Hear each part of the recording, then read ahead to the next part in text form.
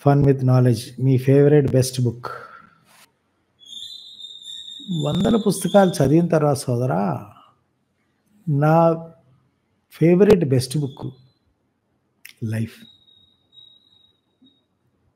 జీవితం. జీవితం నేర్పినంత బాగా, జీవితం నేర్పినంత స్పష్టంగా, జీవితం నేర్పినంత క్లియర్‌గా, జీవితం నేర్పినంత డైనమిక్‌గా మనకి ఏ పుస్తకం నేర్పదు. ఇవాళ దీన్ని ఇంకో డైరెక్షన్‌లో చెప్పాలంటే, మీరు ఏ బుక్ గురించి మాట్లాడినా, ఏ బుక్ గురించైనా మాట్లాడండి. నా పుస్తకాలు కాదు, ఏ పుస్తకం, ఈ ప్రపంచంలో పుస్తకం అనే దాని గురించి దేని గురించి మాట్లాడినా, ఆ పుస్తకం అనేది ఒకానొక వ్యక్తి జీవితంలో తను అనుభవించిన అనుభవాలు, తన అబ్జర్వేషన్స్, అంటే తనకి జీవితం ఏ విధంగా కనపడింది, జీవితం ఏ విధంగా అర్థమైంది, ప్రపంచం ఏ విధంగా రిఫ్లెక్ట్ అయింది, తను ప్రపంచంతో ఏ విధంగా స్పందించాడు, అంటే తన జీవితంలో తన అనుభవాల్ని ఒక అక్షర రూపం ఇస్తే పుస్తకం మారుతుంది. సో, పుస్తకం అనేది బెస్ట్ బుక్ అనేది ఏ బుక్ అయినా సరే, మీరు 'రిచ్ డాడ్ పూర్ డాడ్' తీసుకోండి, లేకపోతే మీరు 'మ్యాజిక్ ఆఫ్ థింకింగ్' మీకు తీసుకోండి. మీరు ఏ బుక్ తీసుకున్నా గానీ, ఆ రచయిత యొక్క జీవిత సారం అది. జీవితంలో కొన్ని అనుభవాల సారం.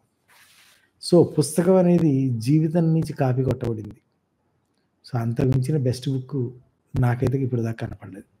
So, as you know, I am different. నా దృష్టికోణం డిఫరెంట్. నా ఆలోచన డిఫరెంట్. నా ఆన్సర్‌లు డిఫరెంట్. సో, నేను అంటే యాజ్ ఒక 12 పుస్తకాలు రాసిన వ్యక్తిగా, 12 పుస్తకాలు రాసిన వ్యక్తిగా నేను గూడా వెనక్కి తిరిగి చూసుకుంటే ఏంటి ఆ పుస్తకంలో ఉన్నది అంటే, it is purely my understanding from life. అంటే ఇంకో పుస్తకం చూసి కాపీ కొట్టి ఈ పుస్తకంలో రాయటం అనేది జరగదు. అలా జరిగినా గానీ ఆ పుస్తకం అక్కడ తెలిసిపోద్ది. అది ముందుకెళ్ళదు. ఆ బుక్ ముందుకెళ్ళదు. ఆ బుక్కు తెలిసిపోద్ది. ఒకళ్ళు చదవగానే అది వాళ్ళకి అర్థమైపోద్ది. దానికి ఎనర్జీ ఉండదు. ముందుకెళ్ళే ఎనర్జీ ఉండదు. ఎప్పుడైతే మన ఎనర్జీని యాడ్ చేసుకుంటుందో అప్పుడే ఆ బుక్ ముందుకెళ్ళే ఎనర్జీని కలిగి ఉంటుంది. ఆ ప్రొపెల్లింగ్ ఫోర్స్‌ని కలిగి ఉంటదనమాట ముందుకెళ్ళటానికి. సో, అది ఇంకో బుక్ కాపీ కొట్టి, ఇంగ్లీష్ బుక్ కాపీ కొట్టి తెలుగులో పెడితేనో, లేతే ఇంకో హిందీలో పుస్తకాన్ని కాపీ కొట్టి తెలుగులో రాస్తేనో, ఆ పుస్తకాలు హిట్ అవ్వటం అనేది జరగని పని.